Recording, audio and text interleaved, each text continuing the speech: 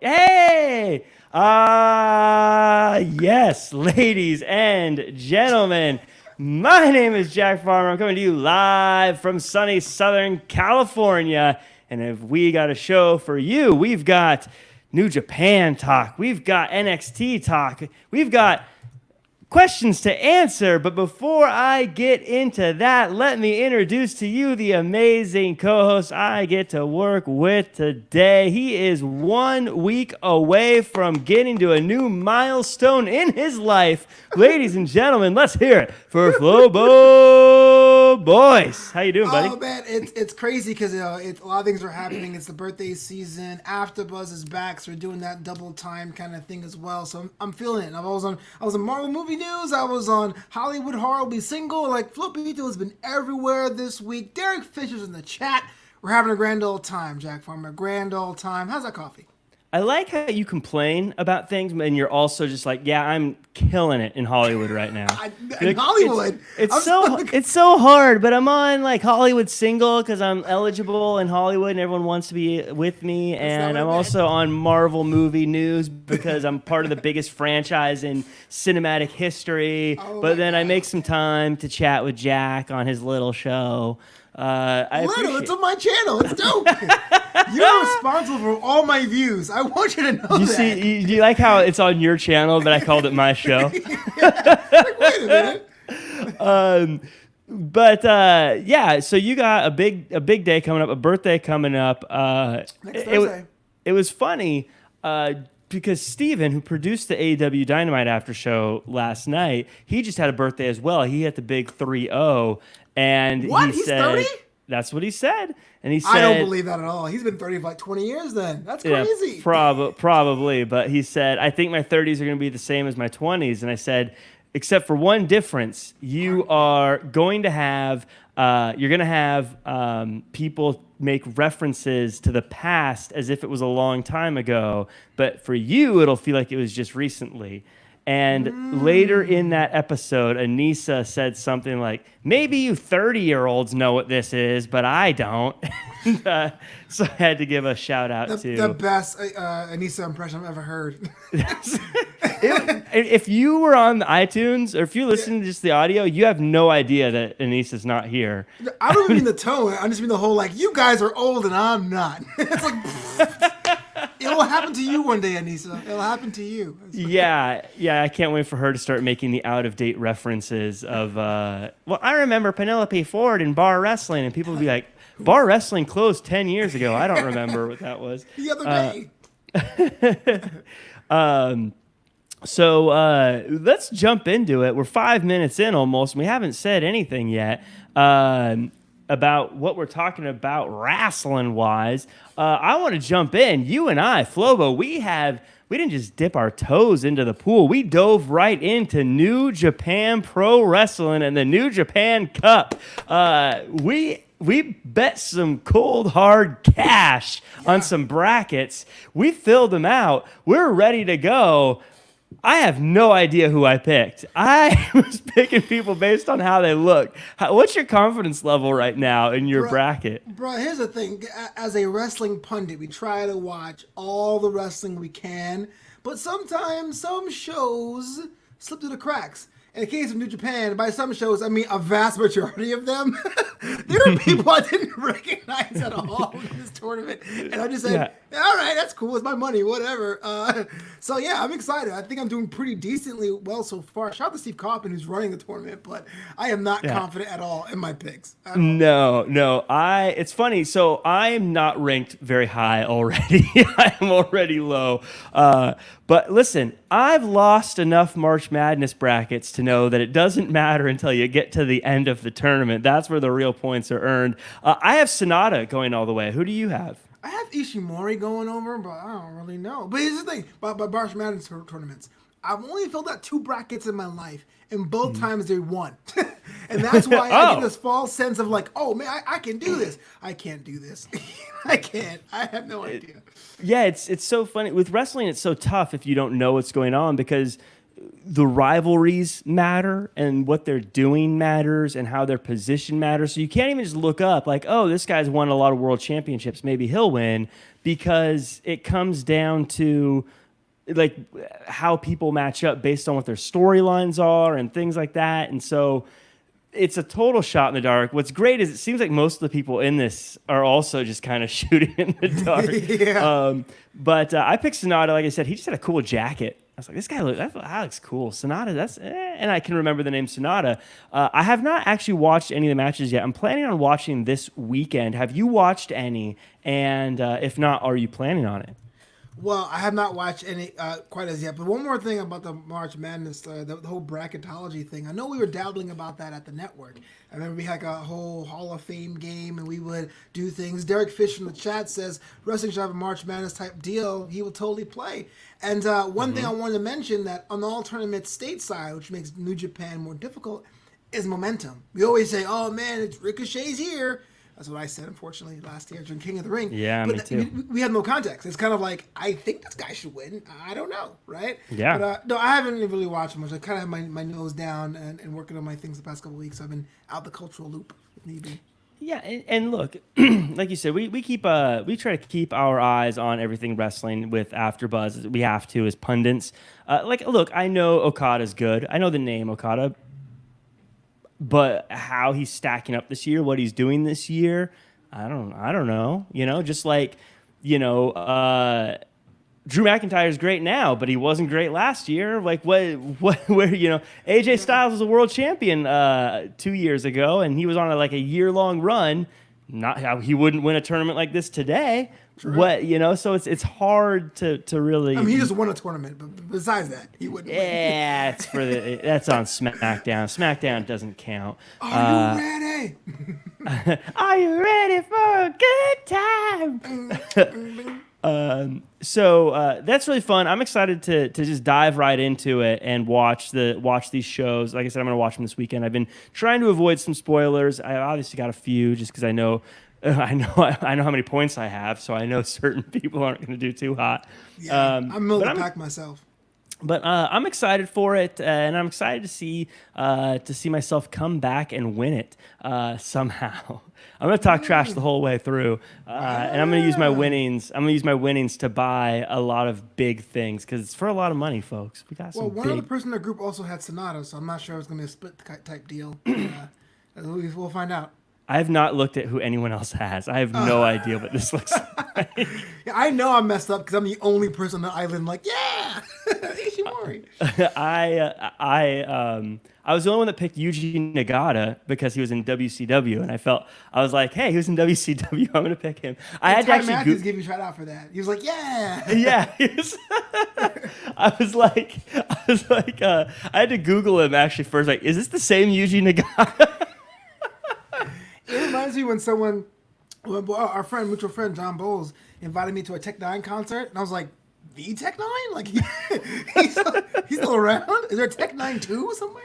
Right, Tech Nine 2. So yeah, that's fun. It's fun to get into.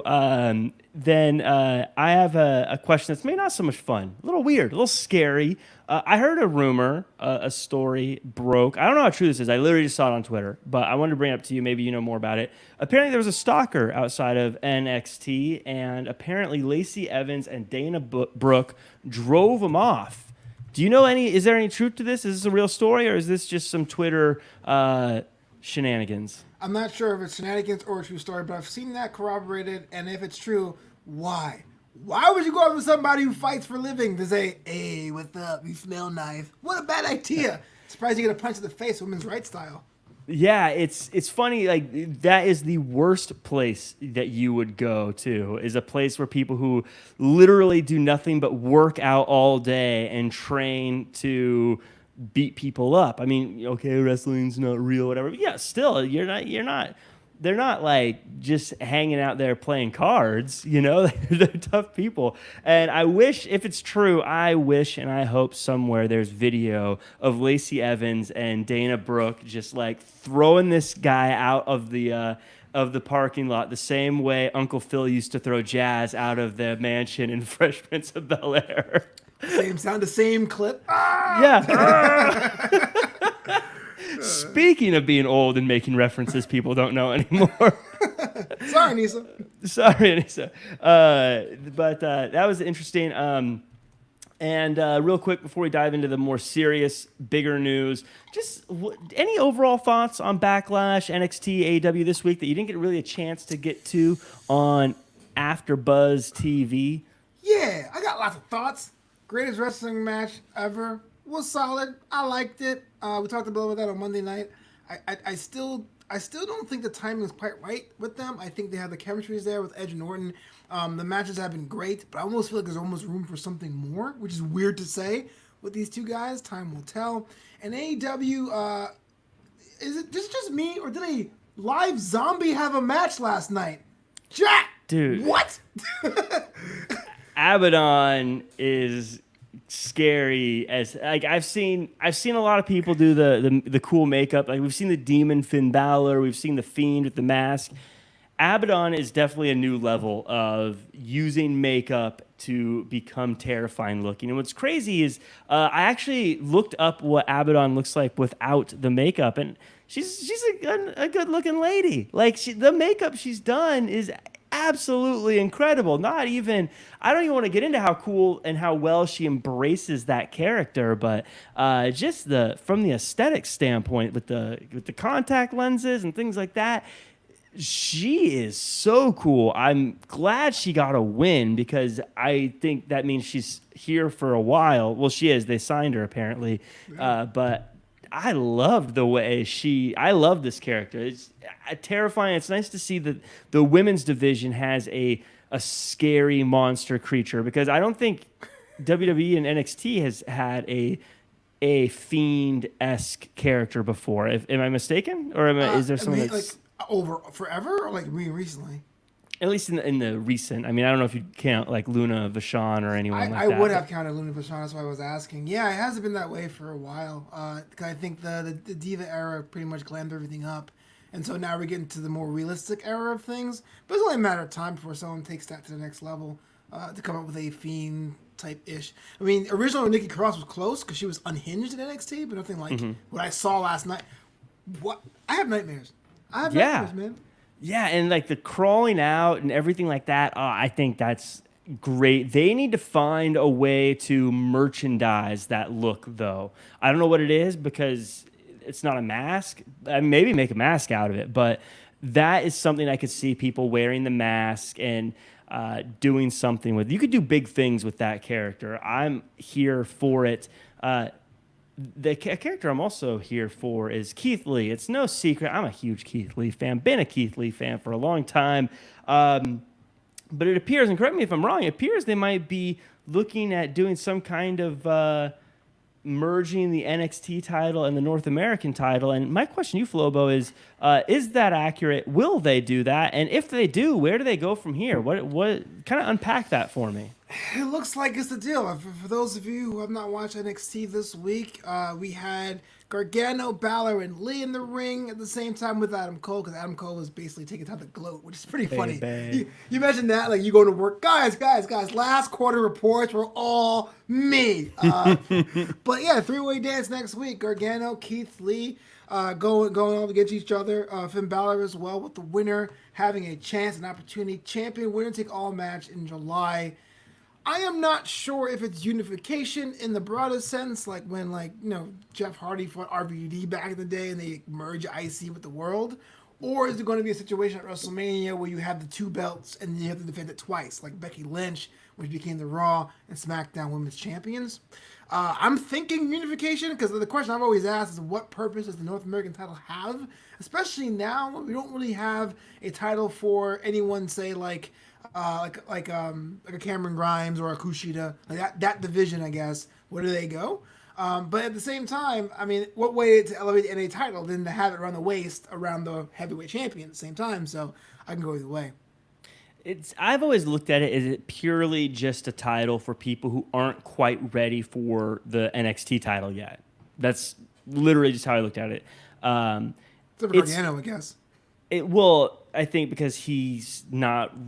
when he had it, there wasn't a place for him in the world title scene. I still don't think there is. I think he had his run, and now he needs to stay away from it for a little bit because you can't go for the world title constantly. So that's why you have to have him step back for a little bit. But NXT they're so good at elevating people so quickly that even with, okay, let's say you've got your Keith Lee, your Dominic Dijakovics, and your Damian Priests all going for the North American title. As you mentioned, you still got your, I'm spacing out, top hat guy. Cameron Grimes. Cameron Grimes. Top hat guy. You still have those guys who are all still doing great. But you can't have a third title on that brand. Well, I guess you do. You have the 205 title. So I guess it depends on. I think you either got to keep them separate or you got to become better at creating character-driven rivalries for these guys.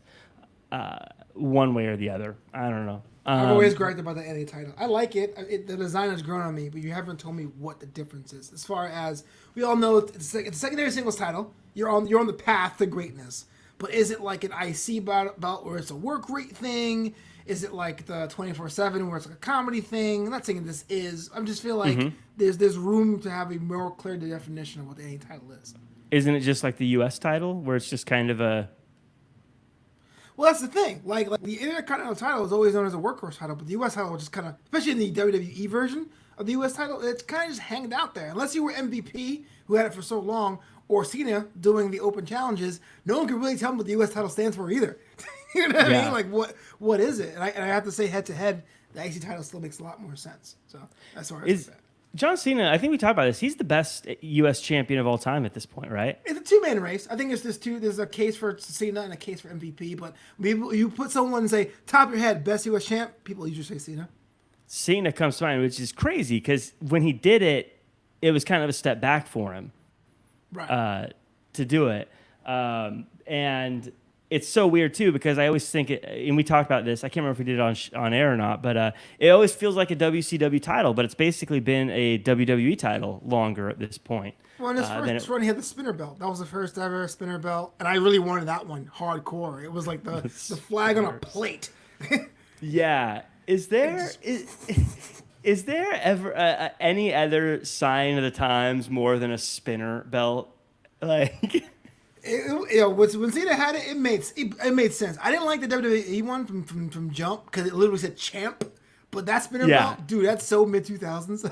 Just that Trick Daddy Dollars. That whole era, like driving H2 Hummers, and so speaking of things that aren't from the mid 2000s, Four Locos. We're gonna. So. Not mid 2000s. We're talking 2020 specifics. A little somber. It sounds like someone at the Performance Center tested positive for COVID. I don't know many of the details about it. I don't know who it was. I don't know anything other than anyone else knows based on Twitter. But it sounds like they sorted things out and they've resumed filming. My initial thoughts on this, it's sad, and hopefully whoever got it is okay. Hopefully it's not spreading. But I think if we're honest, we knew eventually someone at one of these tapings was going to get it, right? Just mathematically? Yeah. Mathematically, probability-wise, yes, because there wasn't a firm sequester. They weren't like at the Performance Center, like in dorms or anything. They were going home to their apartments and interacting with people. In a weird way, and I want to make sure I choose my words carefully, I am glad that news surfaced for the sole reason that if throughout this time no one tested positive, I would start to question the testing process and whether or not things were being suppressed. So I'm glad that there is a symbol of transparency if someone did come down with COVID-19. Obviously, you don't want someone to have the disease or the condition, but if it's sorted out, wrestling's still essential, so we continue on. Yeah, and I want to be clear, too, when I say that we knew it was going to happen eventually, I'm not saying that it was going to happen in WWE eventually. I mean, whether it be AEW, whether it be Impact, whether it be any of these places that are still putting on events, eventually someone was going to test positive. It's just like, like a cold going around. Someone's going to get the cold every cold season. Obviously, this is a bit more serious, and I don't want to minimize it in that way, but I think there is a level of like it's unfortunate, but it's also kind of something I think we all saw coming a mile away. Maybe we forgot about it. Maybe we put it in the back of our mind, but we all knew eventually someone was going to get it. That's the way things like this work. With the news cycle changing is really easy to forget. And I remember it hit me today because I went to the store, the grocery store, to buy some like waters and juices or whatever. And I said 3 months ago I would have just did what I could to make it to my weekly trip to the grocery store.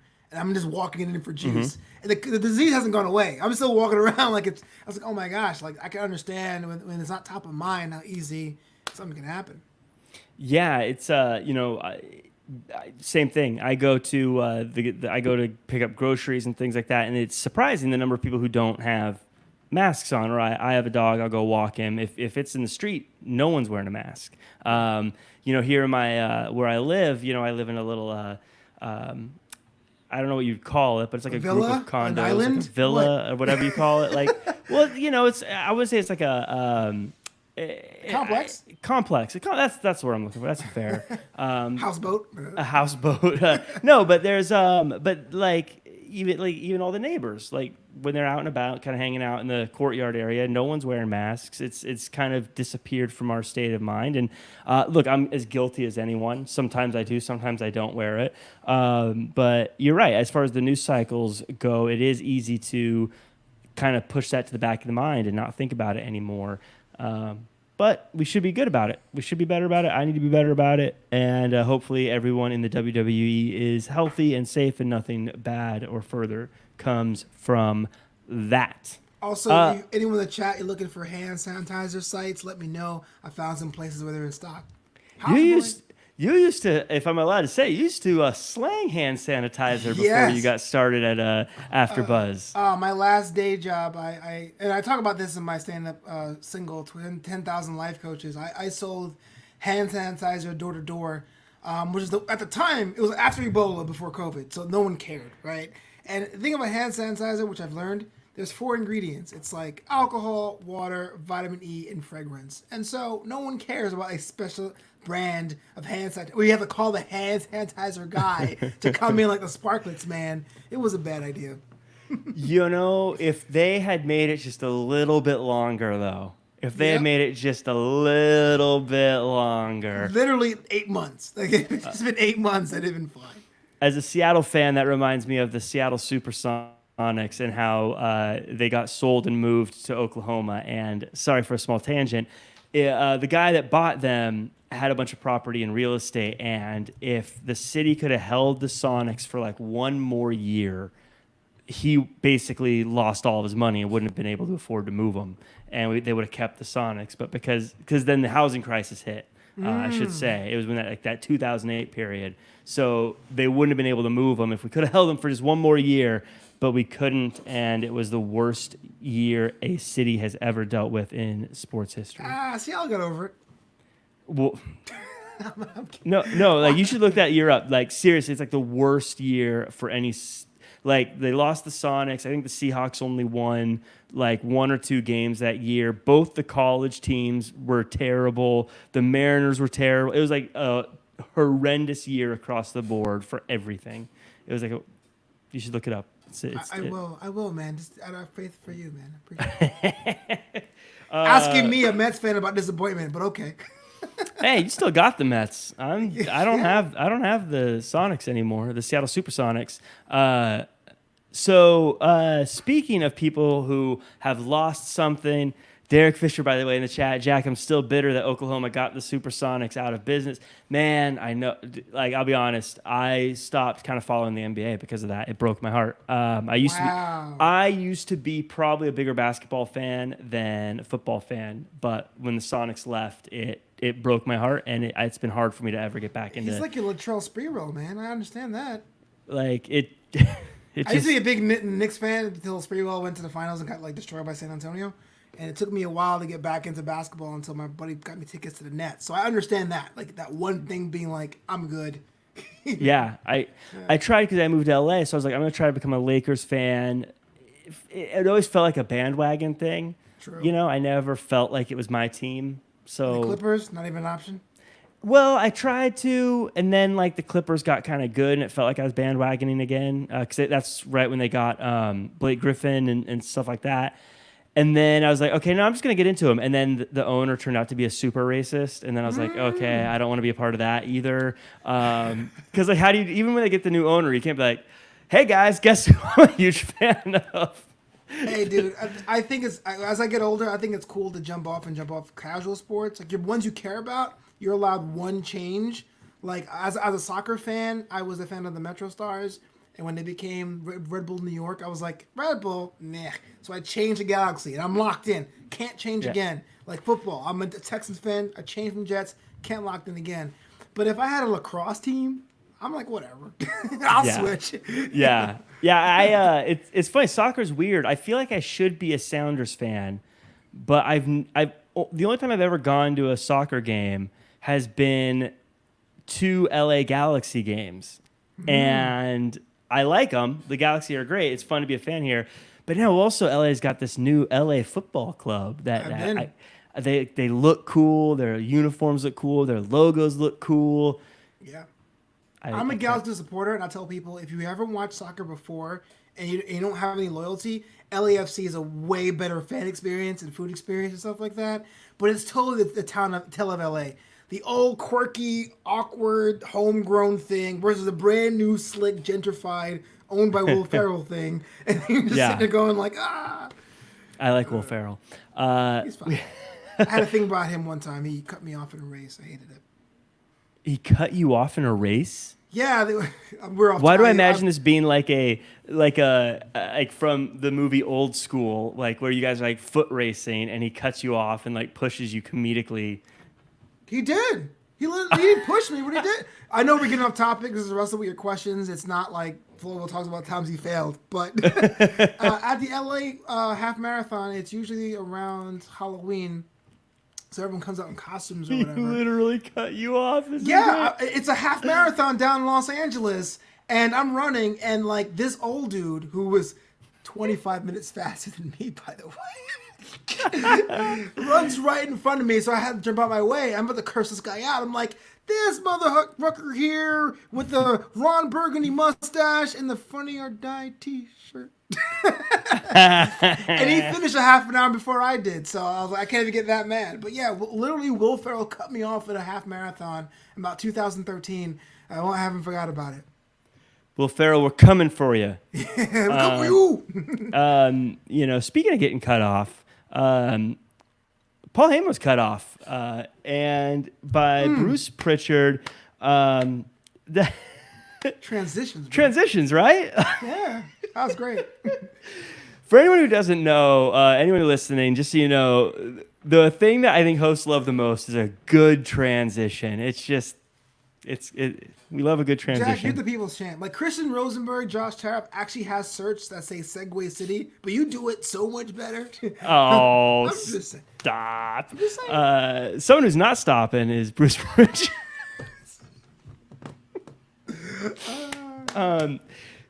So there was a whole bunch of hoopla on Twitter about this, and even after this Raw, which we covered, about how you can see Bruce Pritchard's fingerprints all over this episode of Raw, and all these complaints and things. But let me ask you, Flobo, what do you think it really means for us as a viewer that Bruce Pritchard is now in charge and Paul Heyman is not?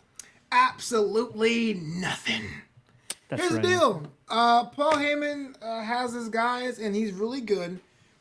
He's really good at making Brock Lesnar look like a legit threat. But as a writer, he's really good at making broken toys work. And so if there was a third brand, like a WWE ECW, I would have Paul Heyman run that. So over the past year and a half, Lashley's in the main event. We got Apollo Crews, the United States champion. Austin Theory, Angel Garza are all hits. And, of course, we have some misses, like the face run of Kevin Owens on Monday nights. We have Humberto Carrillo not connecting with the audience. Those are losses. Those are all advantageous to Paul Heyman. But when it comes down to it, WWE is essentially a machine. You can give me 25 different storylines, but it's all going to come out in the wash if the last gatekeeper is the same. So I come up with a brand new storyline with smoke and mirrors and explosions, but if I have to go to Vince McMahon, it's ultimately his decision. This is why I don't like it when fans go, "That was great. Good job, Paul," or Triple H. "That's terrible. Oh, Vince doesn't know what he's doing." Because as long as I've been a wrestling fan, people said Vince was senile, out of touch. Whether it was a World Bodybuilding Federation, or the steroid trial, or the Ico Pro thing, it was always he's not focused or whatever. But as far as Paul Heyman moving on, it's gonna be fine. I think if they didn't say anything, no one would have noticed there was any difference at all in Raw this week. And it's funny, like wrestling fans, we have a revisionist history a lot of times when we look back at things, because it's funny, they look at this episode and they're like, "Man, Paul Heyman's gone. It's going to be garbage now." But just a week ago, we were all complaining about the Street Profits and the Viking Raiders. We were all complaining about what's happening to Zelina Vega's crew. We were all complaining about no Kevin Owens. We were all complaining about why is Humberto Carrillo getting such a push. We were still complaining about all this stuff, but now suddenly it was so great before. Yeah. Like, what? No, it was always, it's the same thing. It's the WWE. To me, everything is literally exactly the same as it always was. I don't think there's going to be much difference. I don't think we'll see a huge difference. I think it's going to be the same, where you're going to have your building blocks like Seth Rollins, who are going to be featured every week, and should be, by the way. And then you're going to have a supporting cast that cycles in and out to stay fresh. And some people will stick around longer than others. Some people will get pushed and then disappear. Some people will get pushed and stay. Tag teams will come and go. I don't think that'll ever be a big focus regardless. I think it's going to be the same. I think it's the WWE. Like you said, it's a train and it keeps on trucking. Haywood asked an interesting question, though. Would you move Heyman to NXT and let him work his magic there? Yeah, that's my point. I think he's great at building out people that are essentially blank slates. They may have the talent, they may have whatever, and finding what works for them. I don't want to invoke his name because he's not in the room virtually, but I remember having someone like Jim Alexander, which I love to death. In fact, he was on this week's episode of New Amsterdam Radio. During his final tenure, he would say, "Oh, Otis, I don't get him. You know, he just looks a certain way. He's not my favorite person," and that could be the case. Uh-oh. Did I drop out? Let me see if he could work this I don't know, ring attire or this moveset. Paul Heyman will be the guy. You know, I get what you're saying. I agree that he could work in NXT, but my only thing is I think NXT is working so well, I wouldn't want to change it. Like, you've already got a good thing, I think. You know what I mean? Like, so why change it? That's Like, fair. I wouldn't want Paul Heyman there, not because Paul Heyman's not great. I just think Paul Heyman, I think you've already got something that's working. I wouldn't want to mess with it. I think NXT historically has been the smoothest show over the past few years, as far as continually keeping new content, new people coming in, building them properly, making things matter. I think it's perfect.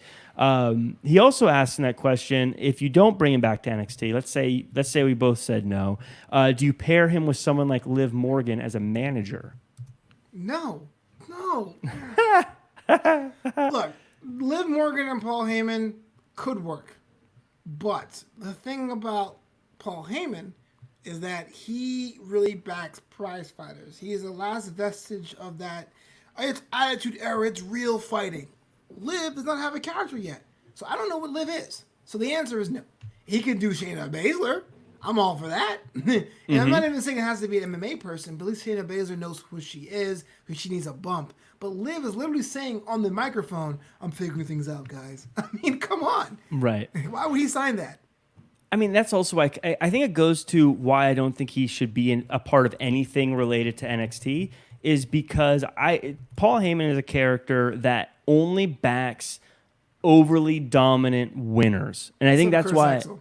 Yeah, well, that's why I think Curtis Axel didn't work. I think that's why Cesaro didn't work. I think he's someone that his character is like the kind of person he would manage is Randy Orton. The person he would manage is an AJ Styles. The kind of person he'd manage is someone who already is completely dominant, and you're just adding more to fuel to that jetpack.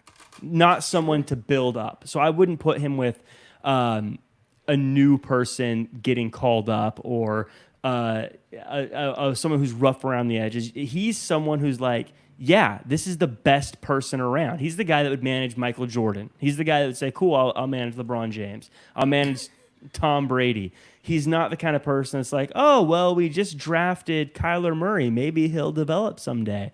No, he's someone that you've already proven yourself. You're already great. You're CM Punk. I'll manage you. Not, no offense to like a Ricochet, but what's Ricochet ever done? Why would Paul Heyman give him his time? That's the character. And I'm not talking about the writing side. I'm talking about the character side. Right. So no, I wouldn't put him with a Liv Morgan. If he was going to manage someone in the women's division, it would be someone like a Bayley. It would be someone like a Charlotte. It would be someone like a Sasha Banks. I don't say Becky Lynch, because Becky Lynch doesn't strike me as someone who would ever have a manager. Right. I need some help. Your Becky Lynch impressions are my absolute favorite. They're terrible. Don't lie to me. I want you to. I'm gonna get one of her promos. I'm gonna type it out, and then I'm gonna have you read it word for word in the Becky Lynch voice. Oh my gosh, I can hear the booze now. One of these days. Tag Stephanie Hype. She'll come after me. She'll like, what are you doing to my girl? But we talked a bit about NXT today, and someone else who's been chatting about NXT is a guy who I also mentioned, Randy Orton. Randy Orton's out here saying NXT needs to slow it down. People are getting hurt. Their careers are going to be shorter. They're going to get injured. He's also talking about, like, look, man, the goal isn't NXT. The goal is the main roster. Lots to unpack there. How do you feel about the Viper letting the voices in his head make it out to the microphone? I'm kind of torn. I understand where Randy was coming from. A lot of wrestlers have that even at the independent circuit. Because again, when you're young and you're fresh and you're hungry, your job as an independent wrestler is to get booked again. So you'll put your heart out every single time in order to do that. And with WWE, not saying you don't have that same urgency, but a storyline can be dragged out for months, and that's like dozens of matches if you considered the live event circuit. So I get a veteran saying, slow down, character work, sell more, or what have you. But when you're like someone like Denzel DeJohnette and no one's thinking about you top of mind, yes, you can show out until someone sees who you are, then you can slow down. I think it's very luxurious from Randall to say that. That said, though, I do think everyone getting power bombs and super kicks is kind of excessive. I think everyone having 5 submissions is kind of like a 2K character, and that could be simplified a bit. But if I was a wrestler at NXT, I'm definitely putting on all the stops. Yeah, so I have two different frames of references on this. Hold on. Shout out to Heidi Mack, yo. House of Mack. House of Mack in the house. You guys, by the way, before we forget, you guys, you almost gave me a heart attack watching the Everything Tournament boiled down to number 1.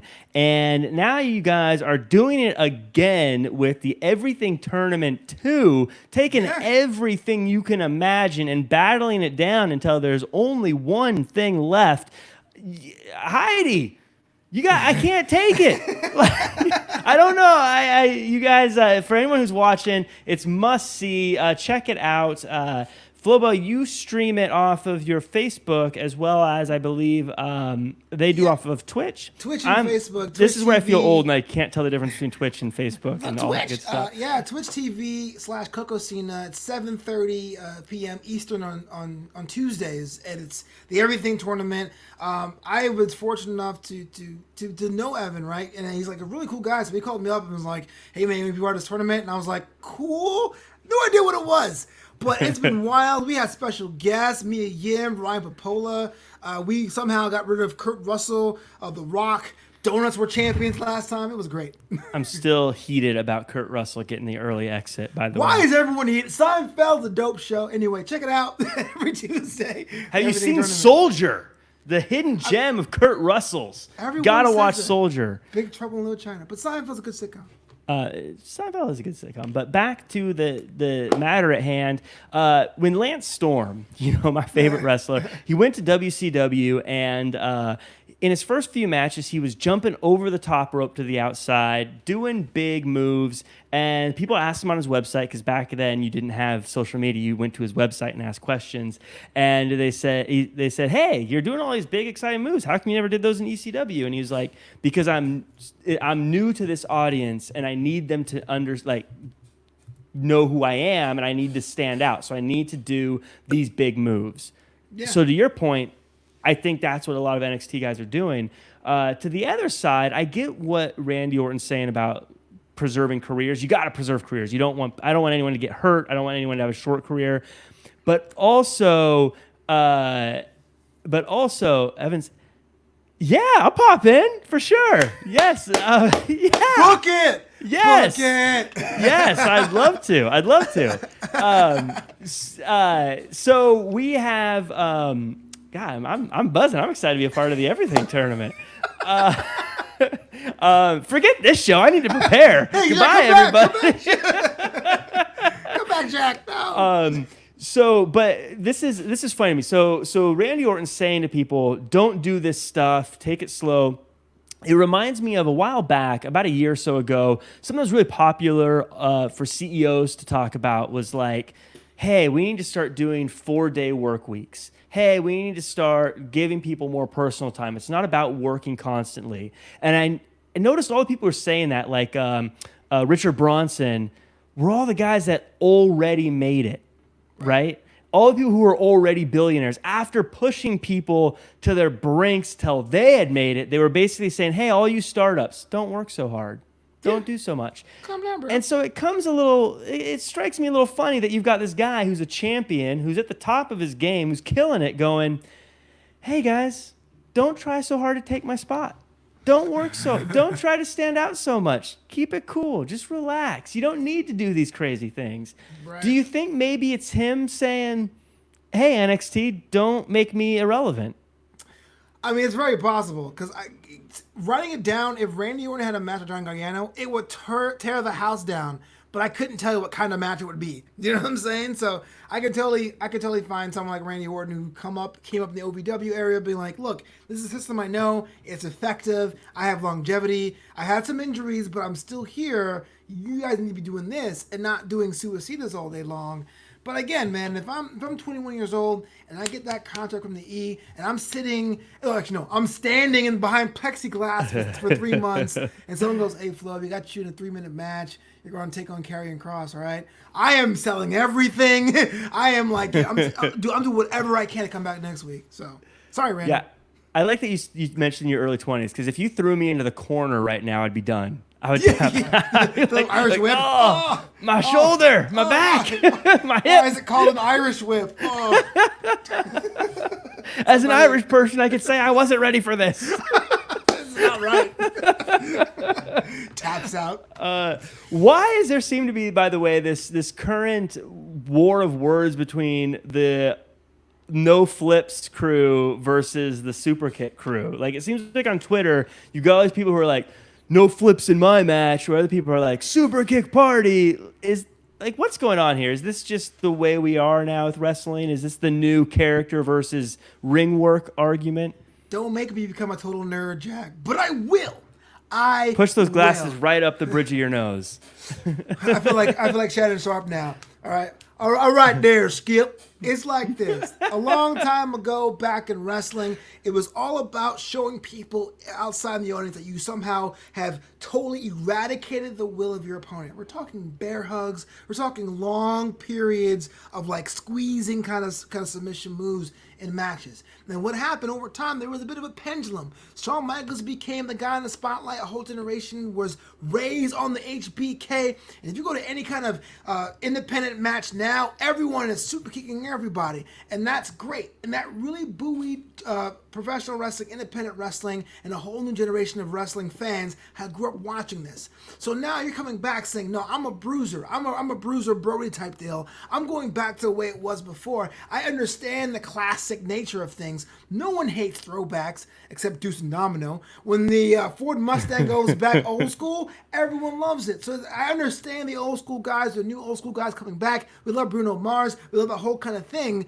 But when it comes down to it, right now, the independent scene, it's all super kicks. So I see the battle. Now, as for me, I like a little bit of balance. I like finishers actually being finishers. You know what I'm saying? But if someone says, I am Back in my day, a finisher was a finisher. It was. But I think it's kind of silly and kind of ironic that people go, I just do fists in my match. Where it's like, okay, you just want to be cool by saying you do something that's different, hipster.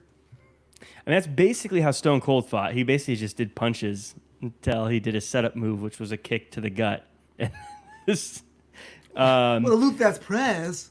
Or a Luthez press. So this War of Words went down between Tommaso Ciampa and Randy Orton. I just want real quick.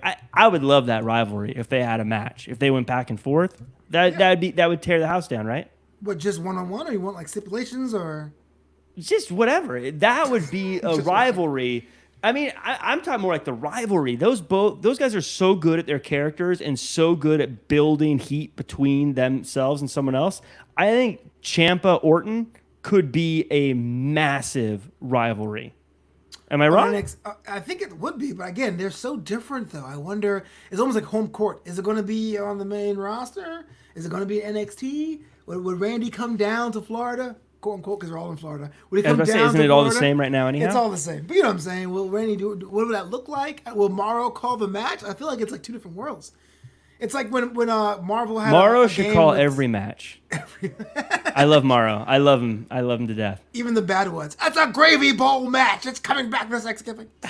That's what I'm saying. I feel like, again, they're good ideas, but I'm like, I can't remember how you would do it. It's like when we were kids and we would say, who would win a match, Stone Cold or Goldberg? And there was always that one friend who was like, well, who's booking it?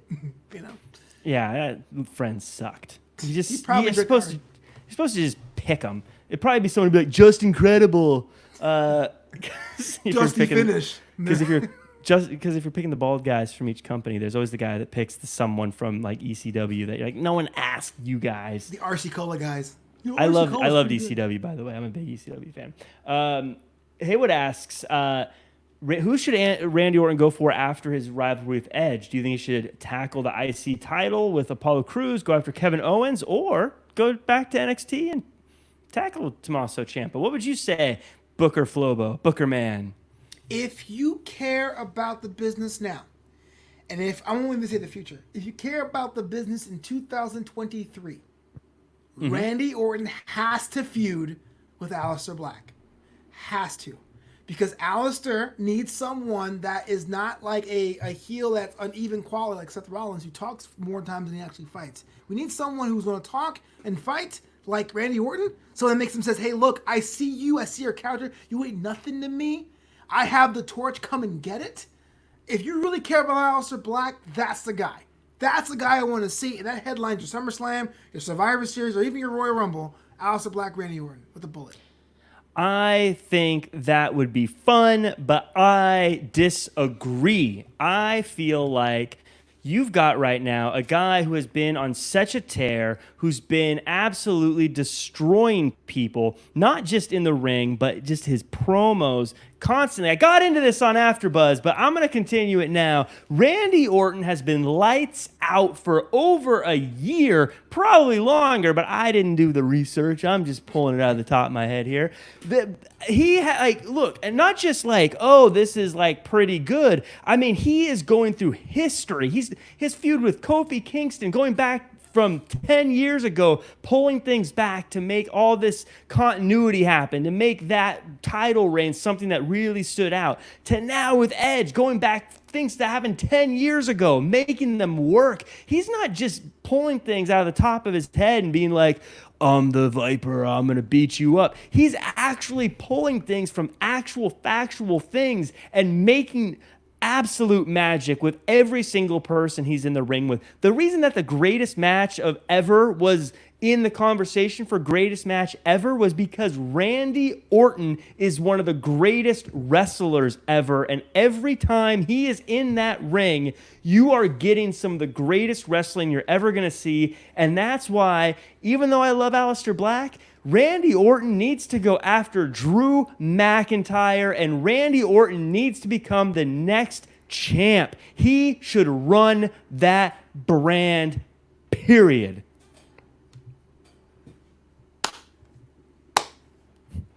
Oh, good for you. I don't know, man. It looks like Drew McIntyre wants to be the long-term champ, but you know what? Stupid. Stupid. But if it's McIntyre Orton, that is the greatest show. That is the greatest show. I'm on board. Why not? He's just so good. He has shown, I mean, I don't know, or have him go take out Braun Strowman and be the SmackDown champion. There's no one that I could see him across the ring from right now that I wouldn't say to myself, Randy Orton is the better of the two. Randy I'll Orton. give you that. I'll give him going to SmackDown, becoming the Universal Champion. That'd be fun. Like, I mean, who do you see him right now in any wrestling company? Him across the ring that you wouldn't say Randy Orton is the top guy here. Right now. Maybe Randy Cody, but that's a real dream match thing. That's a real dream match. You can still be like, yeah, but Randy Orton's the guy. And if he's that guy, he should have the strap. Period. It's not like he's doing it right now. It's like, oh, he's had a good month or two. It's been for a year he's been doing this. It's time to give the guy the strap. I'm going to pound the table for him. Vince McMahon, you're probably not going to hear this, but make him the champ, please. I just see like Vince and his jet be like, Russell with your questions. What the hell is this? They're like, Vince, do you want to go over the script for Raw? I'm watching Wrestle with My Questions right now. I don't have time for this. I love these guys, Bo, Flo, and Jake.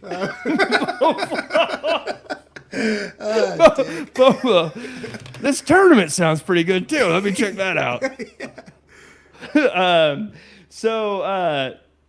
Another question we got that I think is interesting. I'm going to throw it to you because this is right up your alley. Would you like to have Io versus Sasha Banks, Io Shirai versus Bayley for SummerSlam, and would you bring Kyrie back to NXT to watch Io's back? Kyrie doesn't need to be there. Like, I don't think it doesn't add to the match, I don't think. But if it happens, I wouldn't be mad. I want more Kyrie, not less. Boo. So I am torn. And I know for those of you guys who follow me on social media, I've made it abundantly clear I'll ride hard for Bayley. I do think Io versus Bayley and Io versus Sasha are two different kinds of awesome match. Now let me explain. Mm-hmm. Sasha Banks is someone that people love. She has a very cool moveset. She's also good with submissions as well. And the fact that she's been suppressed as being Bayley's second-hand woman, that I think could be a cool opening out party for Sasha to say, hey, look, remember when the boss did this? Remember when the boss can really go on her own? This would be a great match for Sasha Banks as a coming out party. But the thing is about Bayley, and I think the most valuable thing about Bayley, and I really feel a lot of wrestling fans miss because her character took a long time to get traction, is that Bayley is so good at making everyone's moves look devastating. For someone like Tamina, which I wrote off so many times in wrestling, when she had that quick feud with Bayley back in April, back at the beginning of the quarantine, it was like every hit felt real. What I like about Bayley is that every time there's a change of the strap, she's the one that usually is pinned or takes the move because she can make things look devastating. This is why I'm always a fan of Bayley, and the fact that she's always put the work in. So, as a fan, Bayley, but knowing that everyone is kind of lukewarm on the role model, Sasha Banks will print more money. I feel like I want to see Sasha and Bayley break up and have a feud more than I want to see Io involved. Io's so good, and there's so many people that are already part of NXT that I think deserve that shot, that opportunity. So I don't know. It's weird. I agree with you with Kairi Sane. We need more Kairi Sane on TV, but I feel like Kairi Sane has made her mark on the main roster and should stay there. I don't want to see her jumping back. I feel like that would just be a step backwards for her. I think it's time to just have her stay on the main roster. Whether she stays with Asuka or not is something totally irrelevant, but I think she needs to stay there. And I think her just teaming with Io Shirai would just put her back to where she was. Was it 2 years ago when they were the Sky Pirates or the Sky Pirates? It would feel like a step back for both of them. Yeah. And so I wouldn't want to see her involved. I think Io would have a banger match with either of them, but I don't know. I feel like Bayley's the big boss right now. So if you're going to have an interesting match, make it Bayley.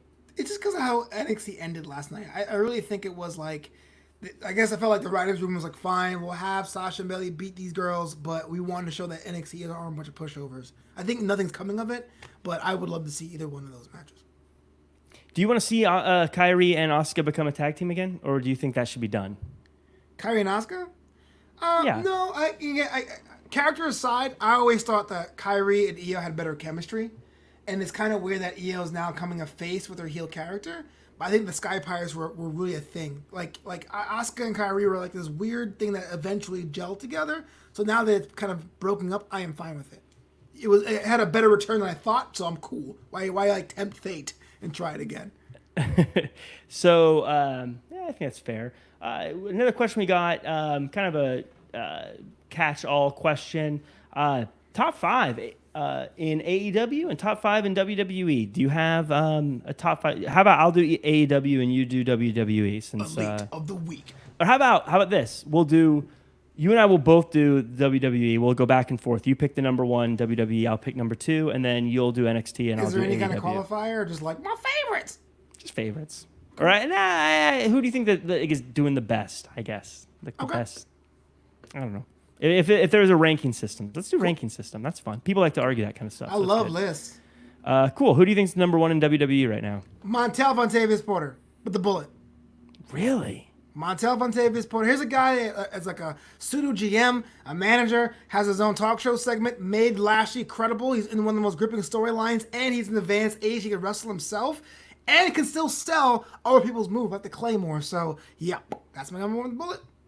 That is a great answer. Great answer. My gosh. Like it's great because you're right about everything, but because he's not like a champ or someone who I'm that's wrestling, I wouldn't have picked him. So that's great.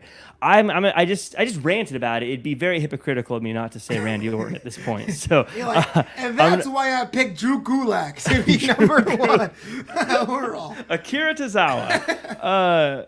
So I'm gonna put Orton number 2. Who do you want for number 3? Whew. That's a hard one, man. 3 gets in the slog of it all. I was going, my brain's like Jeff Hardy, and I was like, well, he's not really doing much. I like the storyline. That makes a lot of sense. The whole like is my redemption song or whatever. But Daniel Bryan's number 3. His match with AJ Styles was a classic on Friday. The only problem was it got like stopped by like 4 commercial breaks. You couldn't really get into it. But I think the IC title match was befitting of what the IC title stand for. Daniel Bryan number 3. Daniel Bryan, cool. And then I'm gonna have to say number 4 is Seth Rollins. I think what he's doing as the Monday Night Messiah is incredible. I think he is just owning that character, and I think that he has made it his own in all the best ways possible. Who do you got for number 5? Bayley with a bullet. She was on 3 brands of Sasha Banks, made the women's tag team belt really more credible, and she's a SmackDown Women's Champion. It was a birthday this week. Why not give it to the hugger/role model? I said it on Raw. I'll say it again. Bayley made me a believer. A Bayliever. Can I say that? No kids, dad puns. I love it. A Bayliever. I'm a Bayliever. I thought watching her compete on Monday and on Backlash, I really saw that she had. I don't mean to take anything away from anyone else, but when you see someone who's amazing at something play or do something around people who are just good at it, and you see how far ahead they are, then like they stand out. And that to me, it was like, oh wow, like It's like watching. I've been watching The Last Dance recently from ESPN. I've been catching up on that, and Jordan obviously is great, and it's one of those things where like everyone on that team is great, but then we see how good he is compared to them. You're like, oh wow, he's really good. Yeah. That's kind of what I was seeing with Bayley. Where like they're all great, but Bayley's clearly standing out above them, and so yeah, I agree. I agree with that. So let's roll because we are running low on time and we're getting chatty like I always like to do. Top 5 NXT off the top of your head. Are you NXT or AEW? Let's do AEW. That's like your jam. I thought you were gonna you is gonna do NXT and then just me is gonna do AEW. Yeah, for sure. So top 5 to me. Number 1 has to be Io Shirai. Had a classic with Charlotte Flair. She's took the strap and now the whole brand is her oyster. Number 2, Robert Stone Brand. Here is a silly gimmick, but the idea is the same. The dynamic of a male manager with a female talent, but he has his own storyline going on with Leah. I said it on NXT this week. I love the fact that I actually have an undercard feud going in the women's division. They need that. That's how you have healthy growth. Number 3, Karrion Kross. I am not quite sold on Karrion Kross, but you can't be denied. He has a whole different presence onto his own, onto this show. We don't know how he's getting involved in the North American title match or the world title match, but he has a beef with both Adam Cole and Keith Lee, and that's going to come to a head. Number 4 is my boo thing, Xia Li. I love the fact that she has shown so much growth in her spot, and the sky's the limit for her too. All she needs now is to get away from Leah and find a mid-card feud because she hits hard and fast. And number 5, Adam Cole, baby. 381 days, the NXT champion. Somehow, if not considered the best champ, one of the best. I think he's the best. So top 5 AEW, off the top of my head, I got like Jericho's got to be number 1. That whole company's built around him. Everything that happens on that show is basically through him, it seems like, and deservedly so. He's doing a great job. Number 2 has got to be Cody Rhodes. The fact that he's wearing this TNT title and he's bringing in people from outside of the company and they're signing these people. And just he's the heart and soul of AEW without a doubt. Number 3, I think is Britt Baker. She's not even wrestling, but her character, her role model thing is so entertaining. Last night, she got put in a trash can. It was one of the funniest things I've seen in such a long time. I don't know how you don't put her there. And speaking of people who are just great villainous people, MJF, man, he does so little in the ring, but makes it so entertaining. I ask anyone, go watch his match from last night with Billy Gunn. Those two do almost nothing in the ring, but it's so entertaining the way they use their characters throughout to make it a fun match. The whole match is literally just like MJF working the leg, but it's like it's so fun seeing the facial expressions and the way they play off each other. It's really, really good. And then number 5, I think is Jon Moxley, which I'm shocked at because I was not a Dean Ambrose fan. When he came into AEW, I was not super excited. And then the way they've used him and built him up to seem like a scary, legitimate threat, I think he's number 5, easy, which is kind of surprising considering he's the champion that he's at number 5 and not number 1, but that's just the way the cookie crumbles. NXT, it's all good, man. Who would you strap the Rocket to? AEW and WWE NXT. Just as a question we got. Are there like choices or just it's who Haywood asked who should AEW and WWE strap the Rocket to?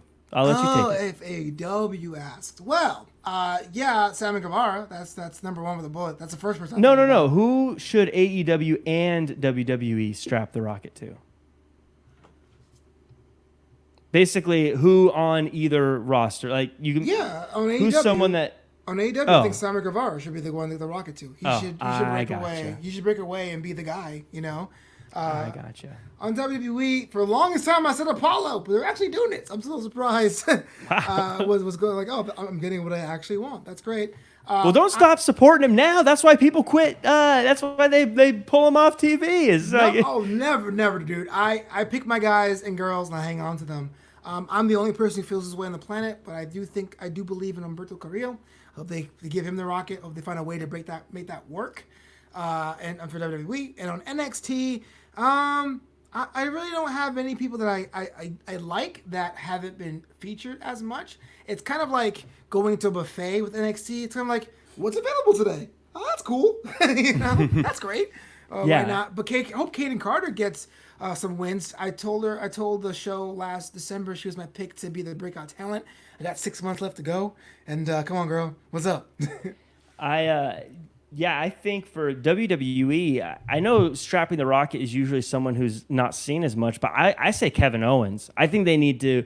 You have so many amazing bad guys on WWE main roster right now that are so interesting and so charismatic. You need a good guy to cheer for with that kind of character and that kind of mic skill that can take the fight right to them. And Drew McIntyre is doing great, but it's more because he's such an imposing presence than it is his character, so to speak. So I think you need someone who can get on a microphone, cut a really good promo, and be that good guy to fight off all these villainous folks on Mondays nights. I think as far as NXT goes, Swerve is my guy. You need to give Swerve the chance.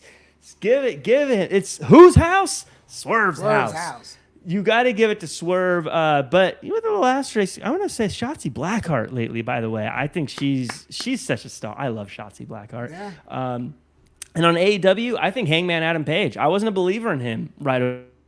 I wasn't when he was going for the world title. I wasn't a believer in him, but right now he is such a great character. Him in his cowboy outfit, drinking beers, and just being a cool cowboy. I love him. Yeehaw, folks! Yeehaw! I give it to Adam Page. That said, we also have a question from Derek. Favorite women's wrestler, past and present? His was Trish and Sasha Banks. Huh? Really? No, they're fine. I don't hate Sasha Banks. I ride hard with my girl Bailey. Again, on NXT yesterday, I was like, oh man, Shotzi Blackheart and Bailey in the match. Who do I root for? So those are my present girls. Growing up as a teenager, I was a huge Lita fan. I thought Lita was like, she was just booting out a week. Mm-hmm. And before that thing with the straps going over her pants. Yeah. Speaking of dated things from a certain time. Yeah. Molly Holly, I'm a big fan of Happy to Be Here gimmicks. Molly Holly was my other favorite back then. I'm not sure how far we're going back, but when I was a kid, I thought Alundra Blaze was pretty quirky. I dug her too. Yeah, she was, as far as like past wrestlers, she was always the standard bearer to me. Like she was kind of the Hulk Hogan of women's wrestling, in the sense that like when you're like all time, the Mount Rushmore, that face goes on there automatically kind of name is her. Right. But currently Io Shirai is probably my favorite women's wrestler. I think everything about her is cool. Everything about her is great. I'm a huge Io Shirai fan. Just as soon as she got that new music and that new look, done. She's my favorite. It's funny because you turn on Candice LeRae and they're both heels. Yeah, it is. Yeah, they should be friends now then, right? Like, because now they're both bad guys, right? Yeah, separate locker rooms.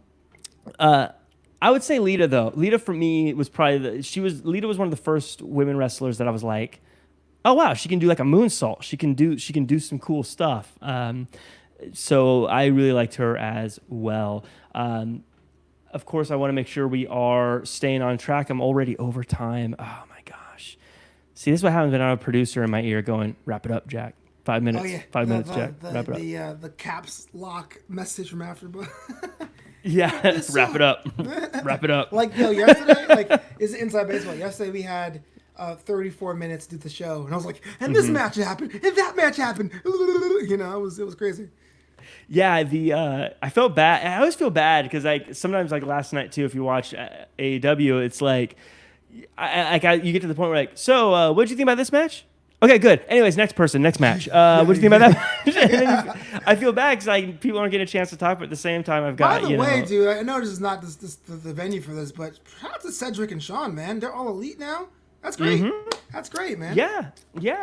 So Cedric is permanent. He's a permanent person on the team. Last night was our trial run with Sean, and it went really well. So we're trying to lock him in as a permanent spot. So the new, I guess, I don't know if this is breaking news. I don't know if this counts as news, but yeah, the new squad would be Jack, Anissa, Cedric, and Sean. As soon as I get the confirmation from Sean that he's he's all in, as we say in the AEW world. So yeah, I think it's gonna be fun. It's gonna be a cool group. I'm excited. I think it's good things. Yeah. And AfterBuzz hosting, all the rotating. You got to be used to new hosts coming in. You got to be ready. Yeah, you be ready I feel like the Randy Orton there. Like, I've been around since forever. Stupid. Yeah. It is funny. There's this part of you that's like, I don't want new people. I want all the people I know. I want all the people that are going to be on my show all the time. Yeah. But if it wasn't for this changing, I wouldn't have the opportunity. So I can't be negative, because that was literally what got me an opportunity, was that some people stepped out for a little bit, and so I got a chance to come in. Yeah. So who am I to judge? It's like immigration in a whole new venue. Close the borders. I got inside. I made it. Put up a wall. I'm just like Randy Orton. I'm like, yeah, don't work so hard, guys. Don't work so hard. I get voices. If I kick somebody. But by the way, I should say, Roger and Jessica, awesome people, always welcome back. Just obviously circumstances are weird for everyone right now, and we need to have permanent hosts, and they were unable to be permanent or commit every single week. So that was it. There's no hard feelings. There's no fires or anything like that. It was just with things being the way they are, they weren't able to be on the show regularly, and we needed people who could be. So that's all it was. But they're always welcome back. Nothing but good things to say about either of them. Real quick, so we have our little fun segment here. We like to ask real quick, would they make an NXT today? Let's do it. The person we've talked about him a bunch of times, Randy Orton. If Randy Orton was debuting today in NXT, how would old Randall K. Orton do? Oh, yeah, it is Randall K. Orton. Oh, he'd be great. He'd be awesome. I actually questioned it too for a second. Yeah, that's why it's RKO. Yeah. It's because of, I'll say because we're seeing this now in post-prime NXT. So this is after 2016-17. We're seeing guys who are working slower. We're seeing like a Bronson Reed. We're seeing Dexter Lumis's. Randy Orton could totally fit in there. Why not? I think so too. I think he's just so good. I think he can do anything, and he'd be fine. He would be a slower-paced guy, but I also think that he's so good at his character work that that it'd be fine. I think it'd work. I think it'd be good. I think he'd be awesome. Not even debate. Usually I go, no, now see here, Jack. It's hard. It's hard to argue. He's the legend killer. He punt kicks Orton, people. Yeah, Prime Orton is number one. Like, if you're talking about like blue chipper, world killer, 23-year-old Randy Orton, maybe, I don't know, but like Randy Orton now, no doubt in my mind. Listen, I've said many times there's certain wrestlers that I see and I go, I don't know if they're going to make it, and then they prove me wrong. Happens all the time. Yeah. Not embarrassed to admit it. I saw Randy Orton, one of his first ever matches was on a episode of SmackDown against none other than Lance Storm, and I said to myself, this kid's got what it takes, because he got one over on the Canadian superstar Lance Storm, who's not just the WWE's greatest athlete, he's Canada's greatest athlete, and that's saying something. Let me ask a question, Jack. I know this is definitely over time and all that stuff, but what was your biggest miss? What was the one you're like, this guy has it, and then for whatever reason, didn't work out? Someone that had it, but then didn't had all the tools you thought. Like, this is the guy. This is next. This is the star. Jack Farmer says Shelton Benjamin. I thought Shelton Benjamin was going to be a huge star. I thought he was great. I still think he could have been great. I've said he was never amazing on the mic, but I didn't think he was detrimentally bad on the mic. I thought his work in the ring was stellar. I think he was one of the most athletic people, especially at the time, that I've seen in a long time. He was one of my favorite wrestlers. As Lance Storm was fading out, he was becoming my favorite wrestler. He had that match with Shawn Michaels, which I believe Evan recently said on the bump was like one of his favorite. Tournament? The one where he got the super kick, heard around the world. The Gold Rush tournament. Yeah. Oh my lord! I never heard Lawler pop that hard in my life, or even Jr. Dude, It is academic. That move, we've seen similar moves since then, but that was the first time I had seen a super kick like that. I think anyone had. I don't know if they stole that from anyone or whatever, but I think everyone who saw that popped at that moment. Like, oh, jeez. You felt the crowd like come into the you saw the arms flail again. Jr. and Lawler both popped. It was just like unexpected. It was great. Absolutely fantastic. I thought he was my biggest miss as far as like this guy's going somewhere, and then he didn't. Did you have any big misses like that? Lots of them. I still do. Who do you think? on, who Cesaro. did you think? Cesaro's still in play. You can't say he's done. Well, I mean, sorry, Shelton Benjamin, but come on. I think the biggest miss, if I had to think of the last 10 years, literally 10 years, Wade Barrett. I could have sworn Wade Barrett would be a multiple-time world champion. Bad news, Barrett. I got some bad news. Was a dope gimmick. I thought so back then. It just didn't work out. I guess he was burnt out by then too. But yeah, to me that was the biggest miss for sure. Who's the biggest miss that you didn't think was gonna make it and then blew up?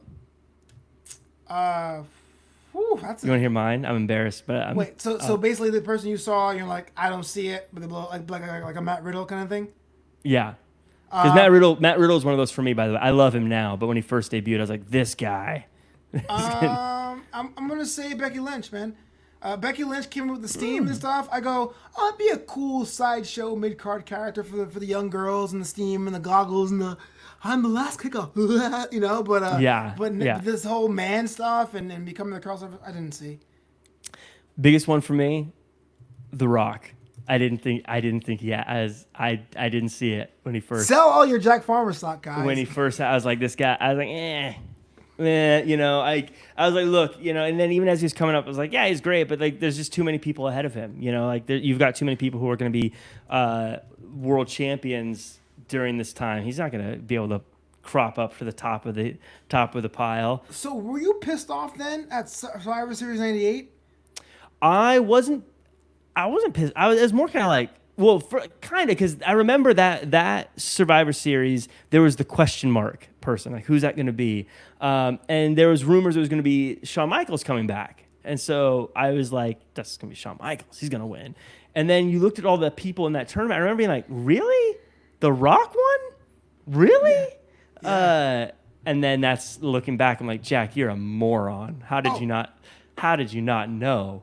But I have a better answer. I think Brock Lesnar, for sure. Really? I thought SummerSlam 2002, when he won the King of the Ring, I was like, this is just a prop. Taking him to SummerSlam for the title. Brock versus Rock. I remember that. And I was like, wait, Brock won? He's okay, but there's no way he could be world champion.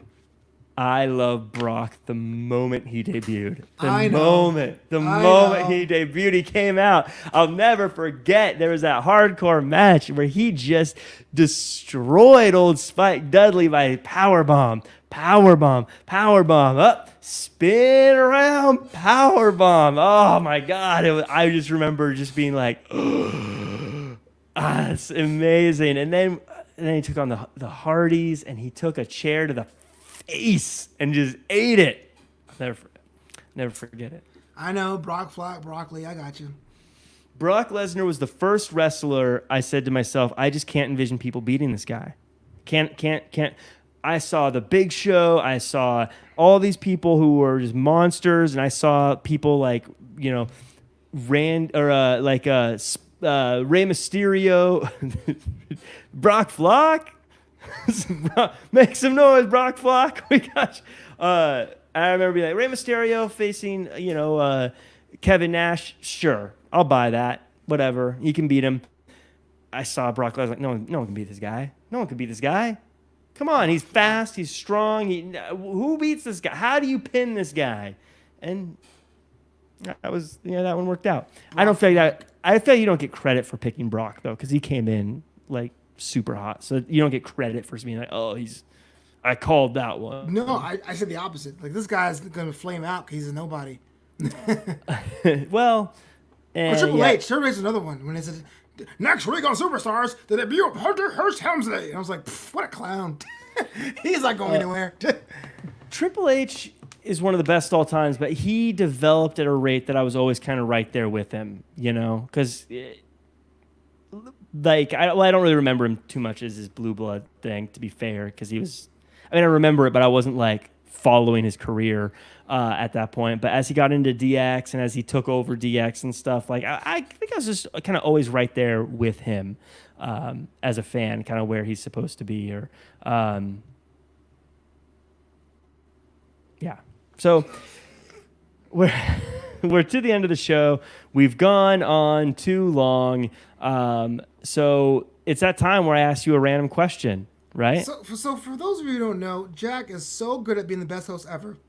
He gives us a rundown of what we're talking about, so I know what to expect. But he always puts in his notes, random question for Flobo. So I have no idea what this is.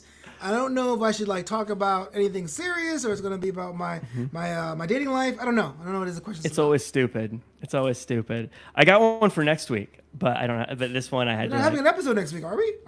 We are. Yeah, we're gonna pre-record it. Yeah. Okay. Let's. So just so you guys know, next week we're pre-recording because it's Flobo's birthday next Thursday, and it is. I have an event that I'm going to be hosting. I'm super excited about out in San Diego. So we're not just pre-recording though.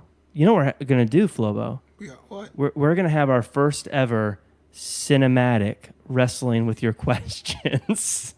What the? Will it look any different? Probably not. Yeah, I don't know. It'll be pre-recorded. So. Okay. Dramatic pauses. Yeah. We'll figure something out. I have some plans. I have some plans for how we're gonna do this. That question's already figured out. I'm gonna ask you that one later. This one is: would you rather marry and be stuck with a 10 who's annoying, or be married and stuck with a 3 who's super cool? Are you asking a single person where they want to be married? Yeah. You know what? It's the whole Betty versus Veronica thing. When I was growing up, I was like, as long as I love you, I don't care. But as I get older, Team Veronica Lodge. Give me that 10. If they're annoying any other reason, fine, I'll hang out with the boys. Give me the annoying 10, and I can be happy playing Rocket League, okay? Yeah.